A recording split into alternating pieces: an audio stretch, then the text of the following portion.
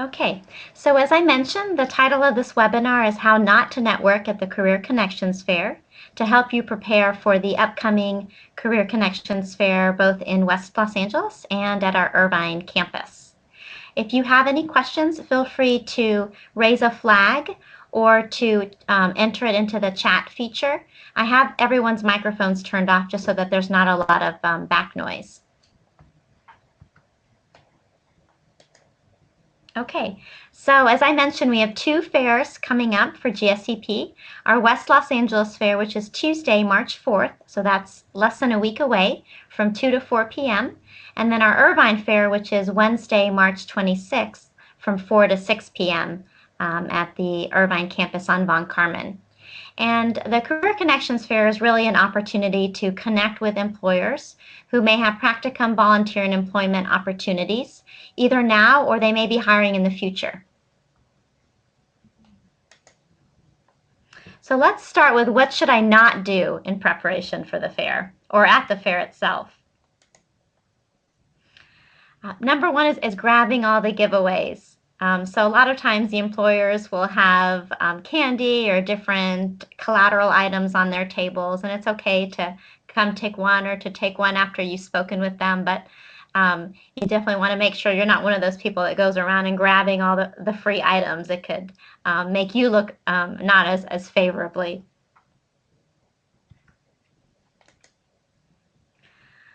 The second way to not network is to come unprepared. And so what I mean by that is not having copies of your resume or not having researched the employers ahead of time, not having dressed professionally. So we'll talk more about those things, but it's really important to prepare when you come to the fair. Otherwise, you're really not maximizing the opportunity that it is.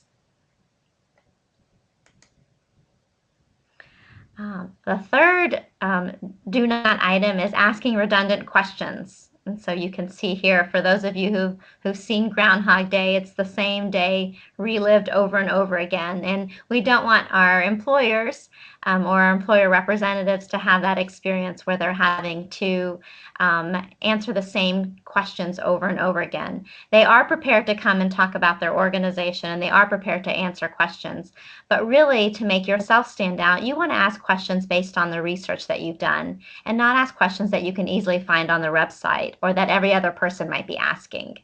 That'll just make you seem as a more unique, well-informed, and practiced candidate. The other thing you don't want to do is to dress unprofessionally. So I have different symbolic representations of unprofessional dress. One is, you can see the first picture. So that's right here. And you can see that there are some gaps in her shirt, probably potentially revealing too much. So you want to be really mindful of that, especially for women. The second item I have here are very high stiletto red shiny shoes. And while they may be great for going out in the town, they will probably be unprofessional, considered unprofessional at a Career Connections fair.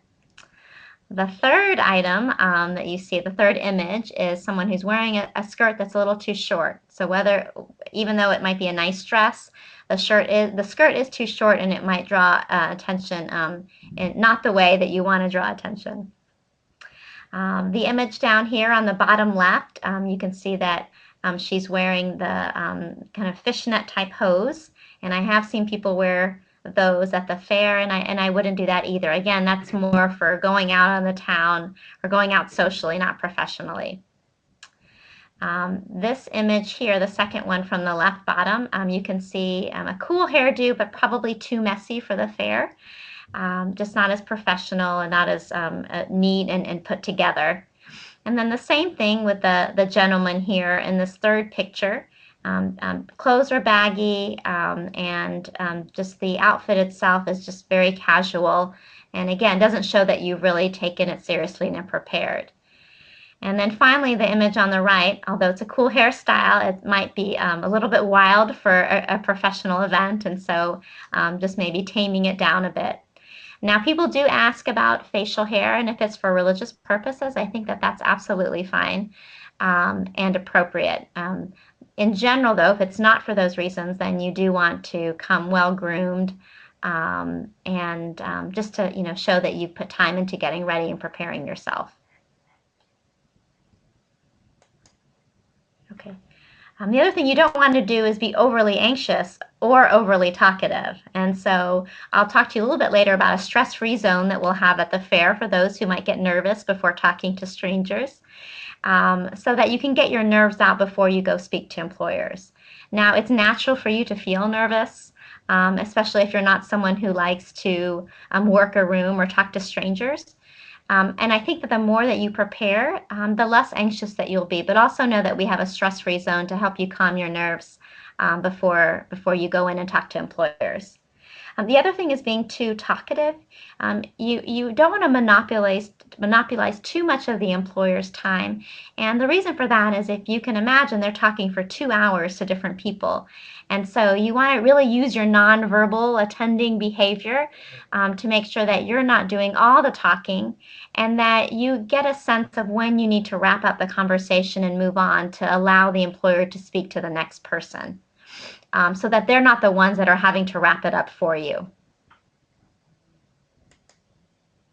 You don't want to arrive just before it's over. So even though the fair is open till 4, sometimes employers do pack up early, unfortunately. We've asked them to stay until the end, but sometimes, to avoid traffic or to go to another engagement, they will wrap it up early. So what you want to make sure that you do is you allow enough time for yourself that you can really go around and speak to the employers that you're there to see. And arriving just before it's over is probably not a good idea. I realize that some of you might have other commitments, and getting there at 2 may be challenging, but as much as you can, try to get there between 2 and 3 would be ideal. Okay, so now that we talked about what not to do, let's talk about reasons for preparing. The reasons that you want to prepare for events like these, any networking event, but especially a Career Connections Fair, is because it'll allow you to make the most out of limited time. There are a number of students and alumni job seekers who are going to be there. There's a number of employers, and there's only 2 hours, which can go by very quickly. So the more you prepare, the more you can really be strategic with your time and make the most out of it. Also, then you'll have a sense of who will be there and who your audience is going to be. Audience meaning the employer representatives. So preparing ahead of time will give you a lay of the land, not only in terms of the organizations, but also what they're about and what type of positions they might be recruiting for or promoting. It also increases your confidence. The more that you're prepared, then you're going to come across as more confident, and it's going to make a more positive impression. Also, preparing will allow you to stand out from other candidate applicants. So I'm preaching to the choir right now because you're the ones that are attending the webinar. But for the most part, people do not prepare truly for the Career Connections fairs. Not doing their homework ahead of time, not practicing what they might say, not preparing questions, so that those that actually do it, they really stand out from others. And you want to be the one that stands out and that the employer notices. Okay, so for those of you who are unfamiliar with the fair, have never been to a fair before, let me just give you a quick lay of the land. You're going to check in on the 3rd floor, and there'll be signs, but it's in room 343. And then across the hall in room 333 through 336, again, this will be posted, there's going to be 3 employer rooms. We're going to have a 2 psychology rooms. I'm sorry, there's going to be 4 employer rooms. That's actually incorrect. 4 employer rooms. There's going to be 2 psychology rooms, one primarily practicum, and one which will be a mix of practicum and internships. There'll be one for education opportunities, and then also one who are recruiting for both psychology and education. So 3 different types of rooms, but 4 rooms total. Inside the rooms, there will be booths, and by booths, I mean tables that you typically see in our classrooms. Those are our version of booths, but there will be tables set up around the room, and there will be 1 to 3 organizational representatives at each table. And the representative could be someone from HR. It could be someone who is a supervisor. It could also be a current student who might be at practicum or working as a volunteer at the organization. So it could be an alumni, and we have a little alumni name tag, so you'll know who the alumni are. But a lot of times our alumni like to come back onto campus and recruit for future candidates. So hopefully you all will be back one day as recruiters, and you'll get your alumni tag. Finally, I just wanted to draw attention to just the atmosphere itself, and then how you can relax a bit. So the atmosphere itself is very busy. There's waves, so sometimes there's a lot of people in the room, and sometimes there might be a little bit less traffic. But in general, it's busy and it could be a little noisy. So for those of you who are sensitive of noise or crowds, just be aware of that. And as I mentioned, there's a stress-free zone, and that is a special student and alumni lounge, which will be in room 337. We'll turn that room into a lounge, and alumni relations, student services, and hopefully our professional stylist will be there just to answer questions, give you an opportunity to relax, have a snack and refreshments. Just gather your bearings either before or after you go to the fair itself. Also, I will be around too, so if any of you have questions during the fair regarding an employer or what you might say, then please find me or one of our other career services staff or our clinical training staff. Of course, we're happy to help you. Okay, so tips to make you stand out before the fair. You want to update your resume and customize it for your top employers. So updating your resume, having several copies on nice resume paper, and you can get those printed at Kinko's or sometimes I think Office Depot also. Office Depot and Staples both might have a section, although I think FedEx and Kinko's have now merged. So any of those places will allow you to copy your resume on nice resume paper. And again, it's the little things that you do that may not seem important, they may seem trivial, but those are the things that make you stand out and appear more polished. So I would have several copies of your resume.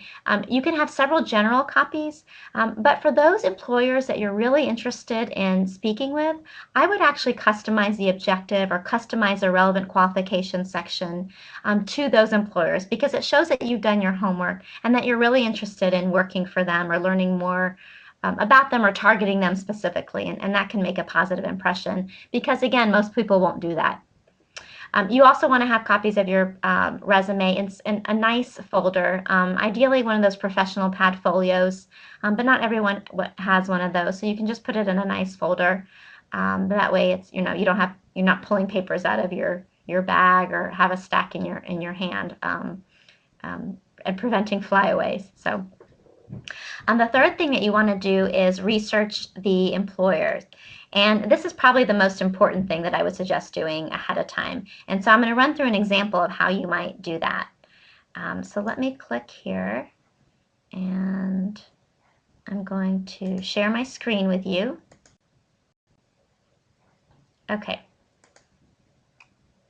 So right now, Green Dot Public Schools is one of our sites, and they're coming to recruit both psychology and education candidates. So if I were interested in Green Dot or looking into Green Dot, what would I do to find out more information? Now, I haven't looked at their site for a while purposely so that I could show you exactly, how quickly you can do your research. So I come to their site, and probably the 2 or 3 most important tabs to me, just in looking at it, is the About Us section, the Approach, and maybe careers. Okay, so if I click on About Us, then I get a sense of what their mission is for Green Dot. So they're a charter management organization. I looked, and they tell me a little bit about what their goal is, and their goal is really to improve education, so that all students have access to quality education. So you can read a little bit more about that in the schools that they have turned around. They highlight here the Locke transformation and the Clay and Jordan transformation. So this gives me a sense of who is Green Dot and what's important to them. So even just this first two lines here. Green Dot's mission is to transform public education in Los Angeles and beyond so every student can graduate prepared for college, leadership, and life. Okay. Then I might want to click on their core values. So they have 5 core values listed. Clearly, these values are important to them, or they wouldn't be listed on their website. But I would take a look and read those. So number 1, an unwavering belief in all students' potential. So really believing that all students can be successful learners. And I won't read all 5 of these for you, but it would be important for you to read all 5 and to identify maybe which ones you identify with the most. Because you're not going to rattle off all 5 when you're talking to an employer, but maybe you can pick out the ones that resonate most with you and bring those up during your conversation at the fair. So for me, I might say the unwavering belief in all students' potential and perhaps respect for others in the community. So maybe those are the 2 that really stood out to me that I might bring up in the conversation. So that's their mission. Sometimes I like to look at their FAQs or maybe who their leadership is. But so for some people who don't know what a charter school is or what a charter school management organization is, clearly those are frequently asked questions and they have those listed here. The reason that you want to look at these is because why ask these during the career fair when you can look these up ahead of time? So that's why I think it's important to do your homework, because then the questions that you ask can be more specific. Okay, so let's go to then approach. So if you look here, they believe in personalized learning, effective teaching and instruction, data-driven assessment, college-going culture, family involvement, and then opportunities to engage beyond the classroom. So I would look through each of these and, again, identify which one really speaks to me the most. It could be that it aligns with my own values, or it could be that I have experience for it. And then finally, last but not least, I would look under careers, and I would look at teach at Green Dot, or if I was applying for administration role, lead at Green Dot, and then look at open positions. Because if I look at open positions and I were to click on Los Angeles, I would look, for example, to see, okay, what are they hiring for? And just learn a little bit more about what some of those opportunities are currently out there. Now, if you're on the psychology side, then those opportunities may not be listed here because I believe that they are, here they are actually. They do hire practicum students, so those are listed here as well. But this gives you a sense of what they're recruiting for. And so those just, within just 5 minutes, we got a sense of who Green Dot is, what's important to them. So now I'm going to come back to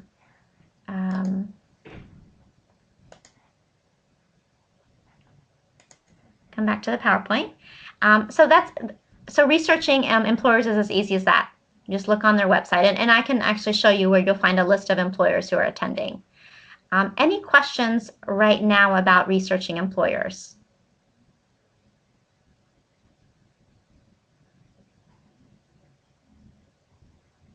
Okay.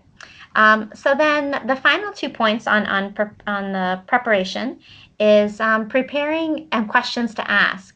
So you want to avoid questions like, what do you do? Who do you serve? What's your theoretical orientation, if all those things are on the website? What I would do is I would actually highlight something from the website that really spoke to you or that you are curious about learning more and ask those type of questions. And so again, if you do your homework, you have 3 to 5 questions prepared ahead of time so that when I'm going up to an employer, I'm saying something like, I looked on the website for Green Dot and I noticed that one of your values is XYZ. Can you tell me a little bit more about some of the programming that you do to promote that value? Okay, so then now the employer is like, wow, this person has done their homework. Okay, easy as that. So finally, you want to develop and practice a general and a targeted introduction.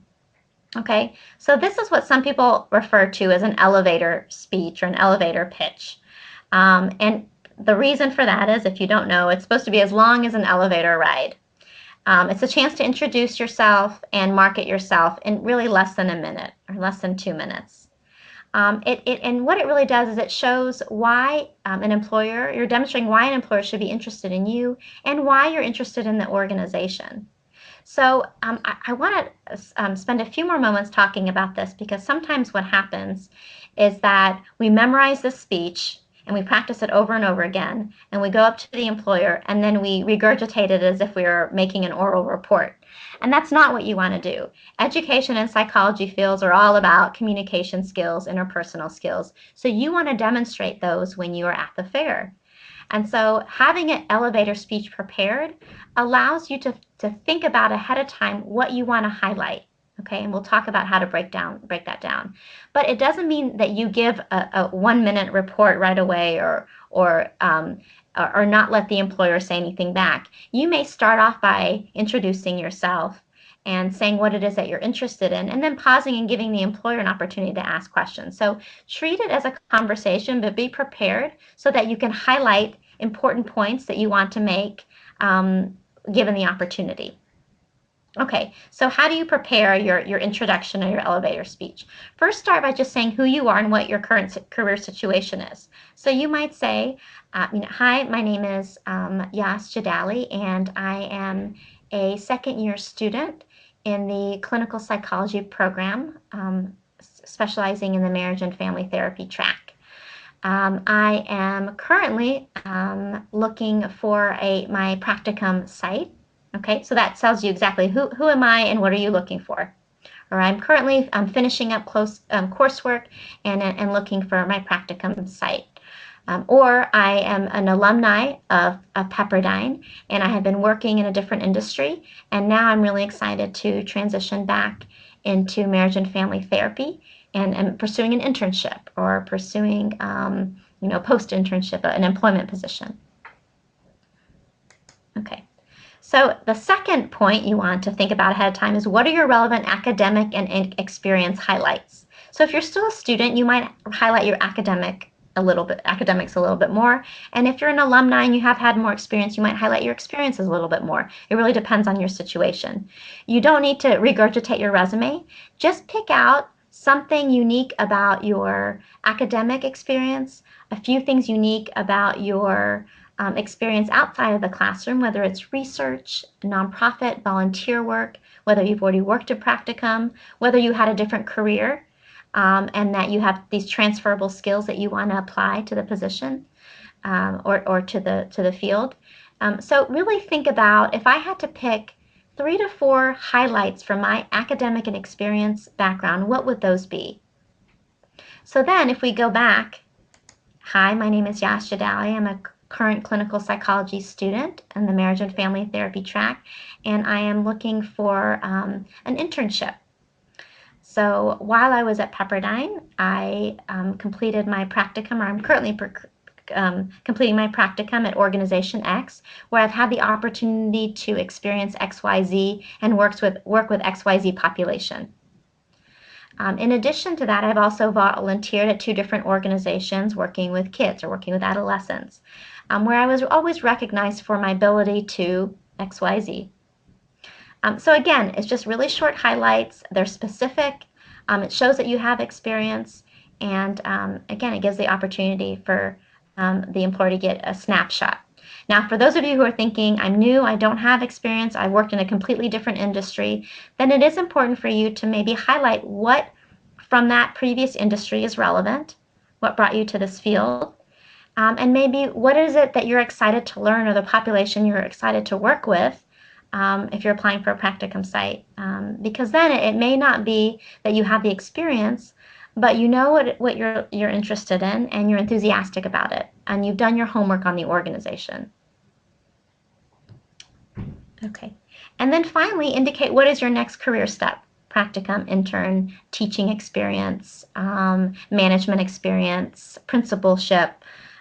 So depending on what track you're in, you would highlight your next step and then why you're interested in this particular employer. So for example, if you were to say, my next step is I would like to apply for teaching positions for the next academic year.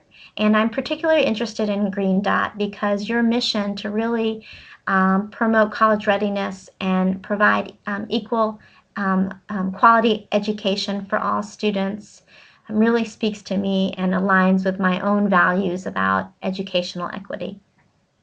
So I'm not only saying what I'm applying for, but why this organization is the right fit.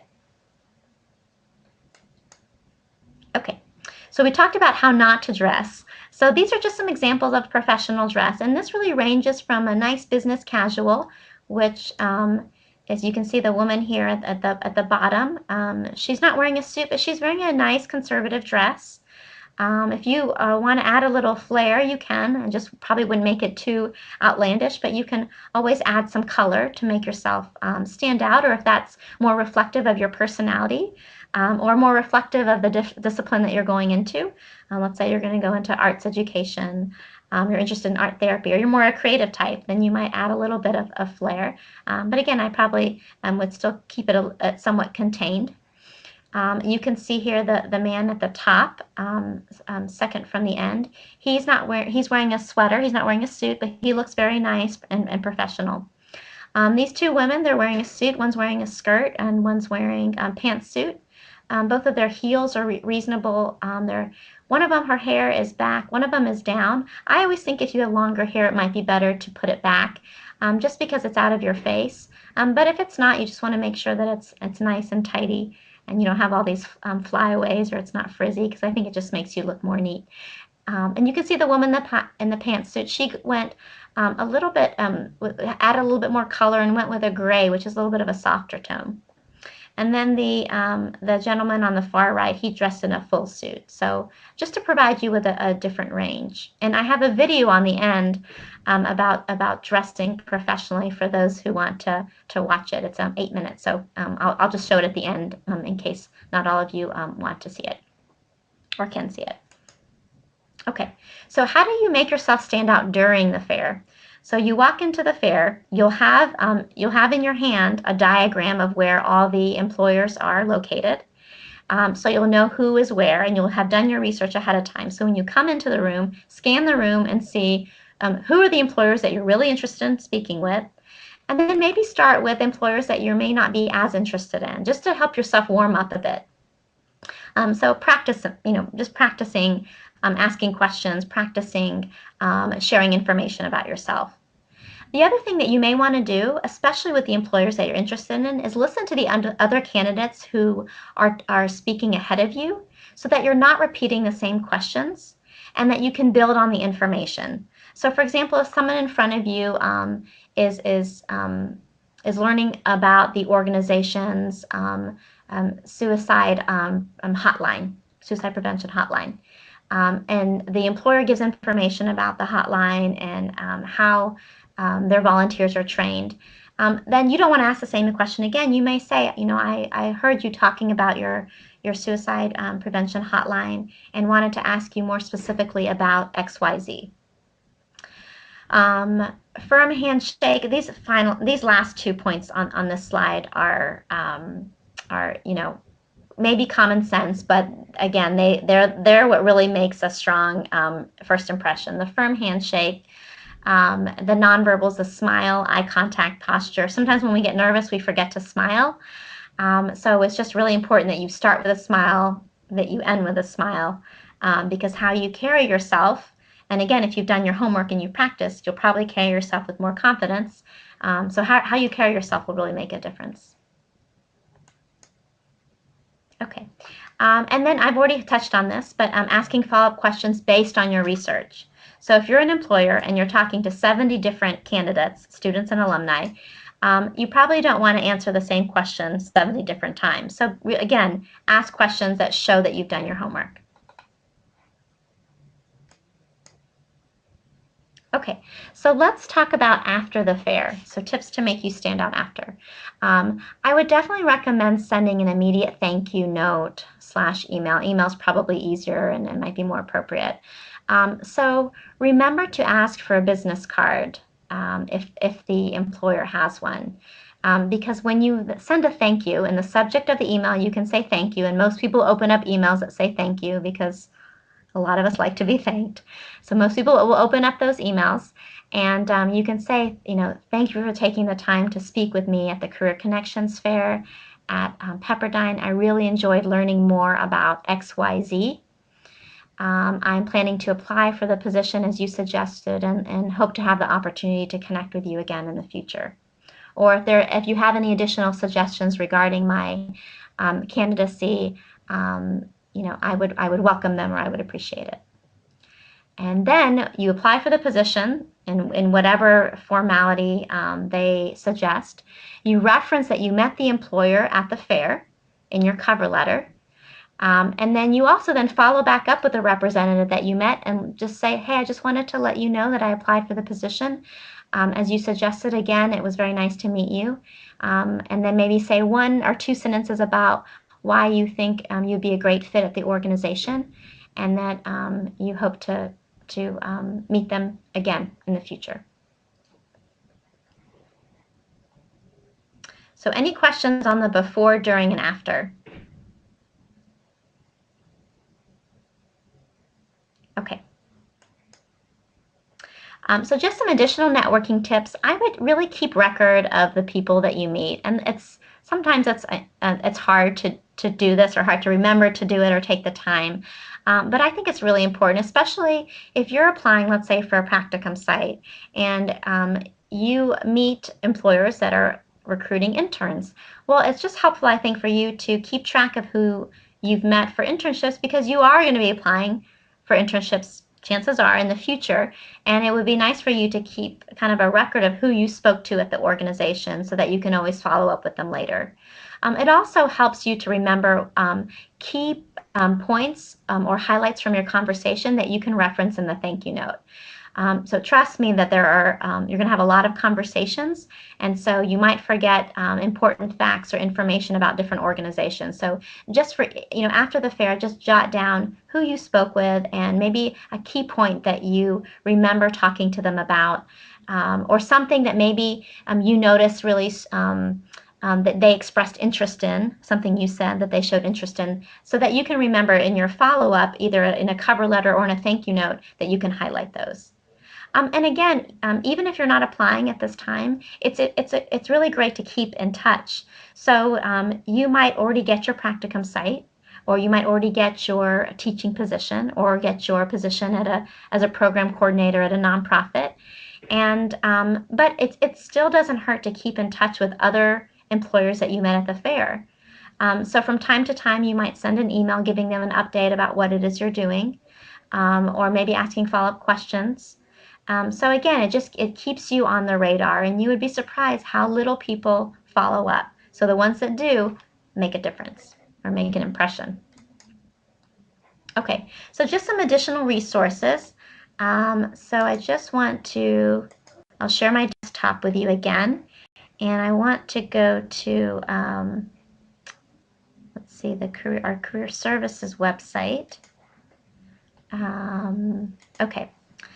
So here's GSEP's website. If you click on Career Services and then Students and Alumni, okay, this is the main page that you want to be on. You can see here that the Career Connections Fair is announced, and West Los Angeles and Irvine registrants are here. So you can click to see who is coming, and the date that this has been updated will be posted. So new employers are constantly adding. So you'll want to make sure that you check back. Okay, so that's for West LA, and there's one for Irvine. We also have on here tips on how to prepare. So here's a nice little tip sheet that really summarizes a lot of what I've talked about today in the webinar.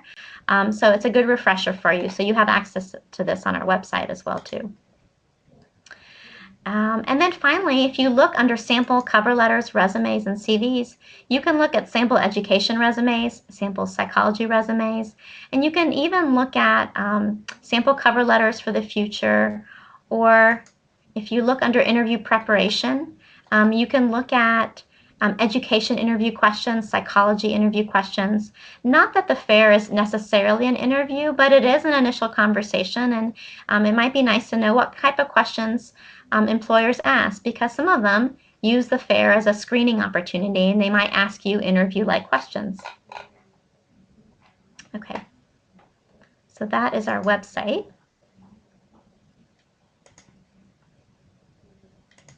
Okay. The other thing that I had mentioned is that you definitely want to get your resume reviewed or by someone ahead of time, or make sure that you look it over yourself and proofread it. We do have drop-in advising at the West LA campus. The next one is tomorrow from 1 to 3, Thursday from 1 to 3. And then we have it again on Monday from 1 to 3. So that's an opportunity to come and get some face-to-face help with your resume. You can even let the person working with you know which organizations that you want to target, so that you can maybe get some help customizing your resume. Also, all first documents that you upload on PepPro, they are automatically reviewed by our career development specialist, and you're provided with feedback.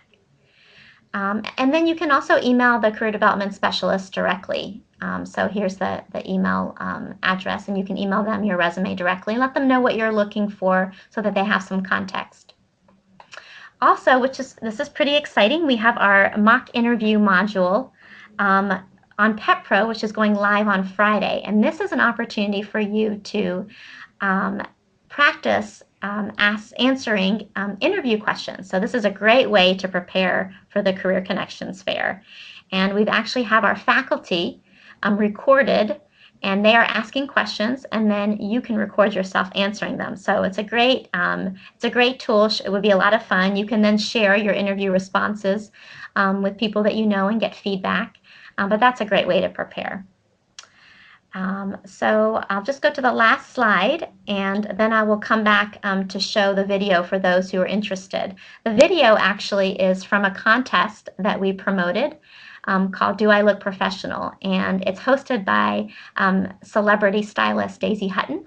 And she gives 2 students, a male and a female, education and psychology, fashion makeovers. And so it's a really fun video, and it's of your peers, so it would be fun for you to watch and get some fashion tips that she has. And she did indicate that she was going to try to come to the fair as well. So before I show that, I just want to see if there are any questions right now, and also to thank you for your time. Any initial questions?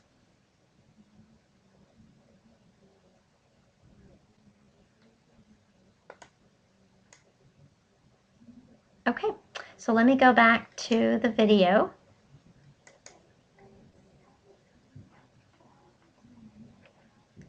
And I'll share my screen with you again.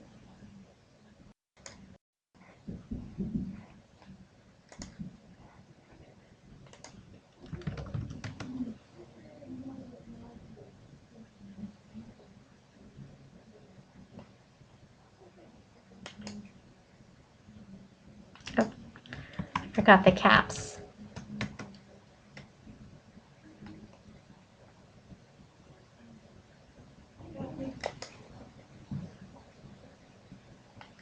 Okay, I'll try one more time.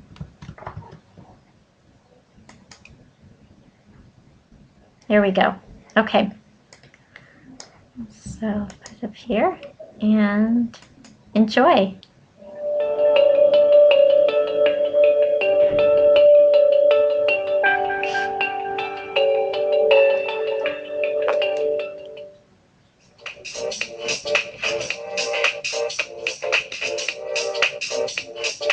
Hi, my name is Brittany Irwin Baldonado. I'm the co-creator and co-founder of Word Cosmetics.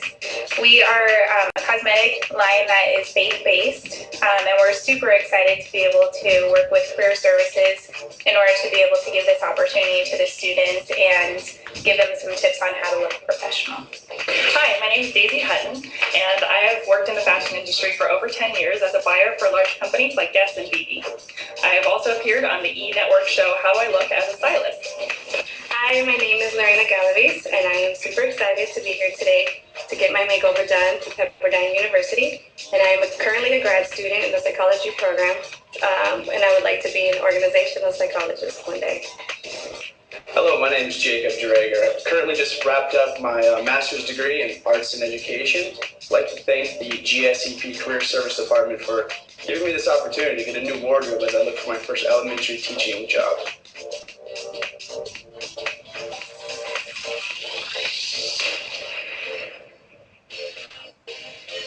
So what we did with Miss Lorena here We first wanted to make sure that she had a really nice, clean canvas to work off of. So the major thing was to start off with a moisturizer. So we used our vitamin C and E serum.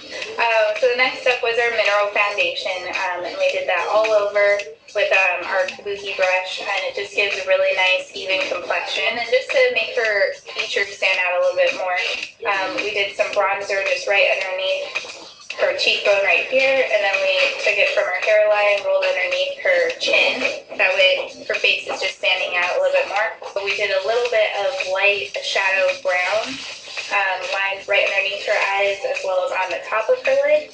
And then our strengthening mascara.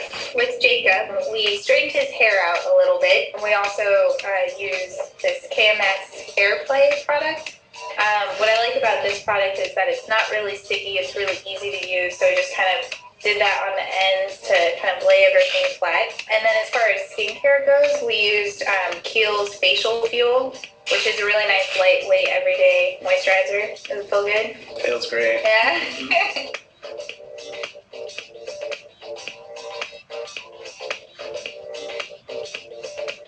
Okay, so I asked Lorena to also put together a look that she would wear to an interview on her own, and this is what she came with.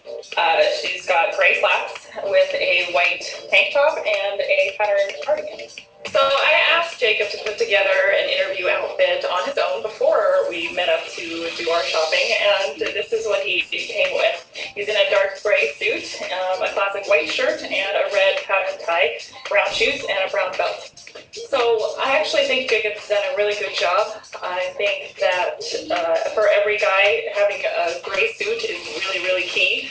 Gray is more versatile than black. So while everybody thinks that a black suit is the automatic go-to, gray is actually much better for interviewing because it doesn't come off as serious. It's also versatile because you can take a gray blazer and pair it with dark denim and have it look nice just to go out to dinner.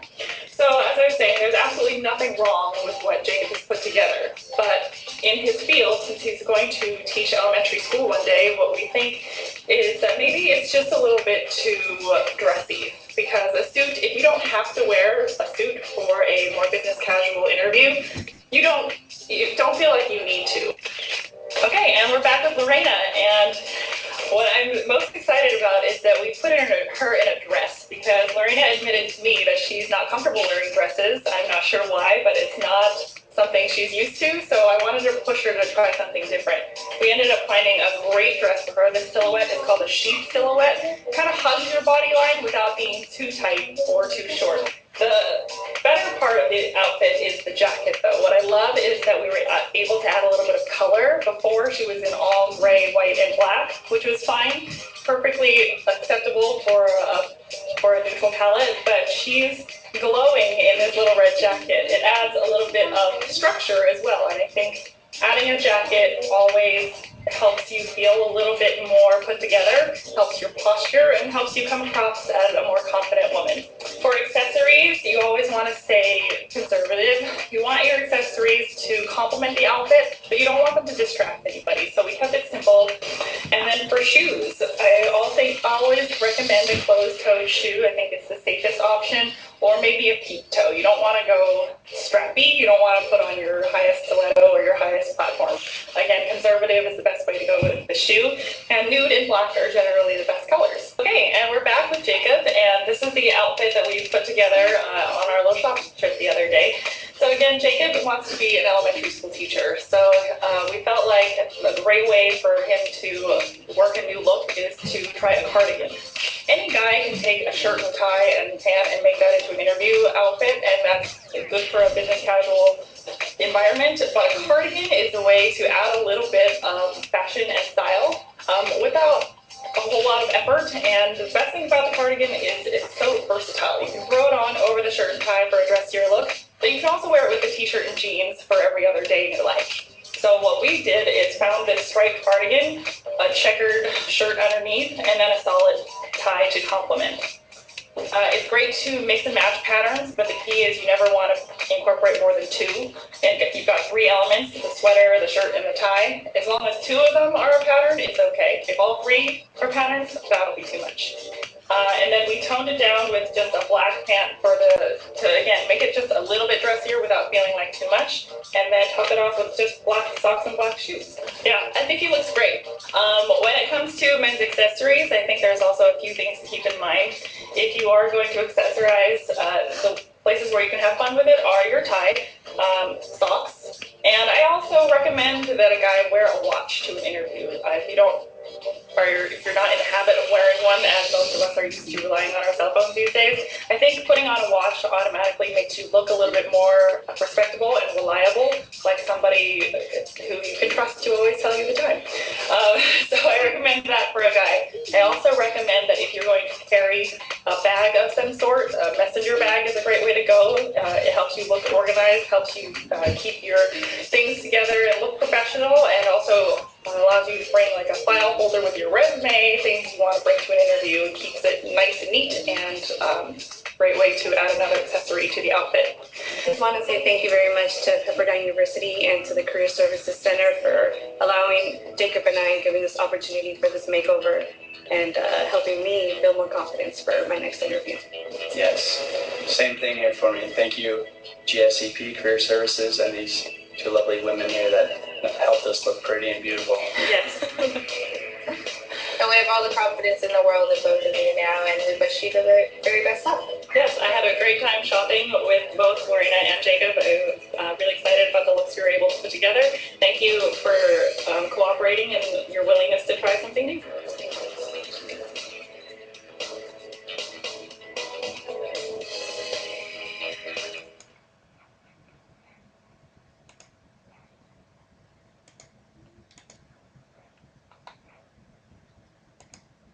Okay, so that's a wrap. Again, thank you for attending, and if you have any questions, I'll stay on here for a couple more minutes, and feel free to enter it in the chat feature.